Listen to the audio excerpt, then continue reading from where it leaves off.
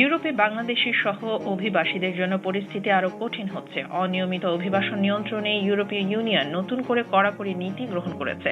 এই নীতির আওতায় যাদের আশ্রয় আবেদন বাতিল হবে তাদের ইউরোপের বাইরে স্থাপিত রিটার্ন হাব এ পাঠানো হবে, এমনকি নিজ দেশে নয় তৃতীয় কোনো নিরাপদ দেশে পাঠানো হবে। নতুন নিয়মে ইউরোপ ছাড়তে অস্বীকৃতি জানালে দীর্ঘ সময় আটক ও কঠোর শাস্তির ব্যবস্থাও থাকছে। ইউরোপীয় নেতারা বলছেন, মানুষকে দেখাতে হবে যে অভিবাসন পরিস্থিতি তাদের নিয়ন্ত্রণে আছে। যদিও চলতি বছরে ইউরোপে অনিয়মিত প্রবেশ প্রায় 20% কমেছে। উদ্বেগের বিষয় হলো বাংলাদেশকে ইউরোপ নিরাপদ দেশ হিসেবে তালিকাভুক্ত করেছে। এর ফলে বাংলাদেশে আশ্রয় প্রার্থীদের আবেদন সহজেই বাতিল হওয়ার ঝুঁকি বাড়ছে। মানবাধিকার সংগঠনগুলো বলছে, এসব নীতি মানুষকে আইনি অনিশ্চয়তা ও বিপদের দিকে ঠেলে দেবে।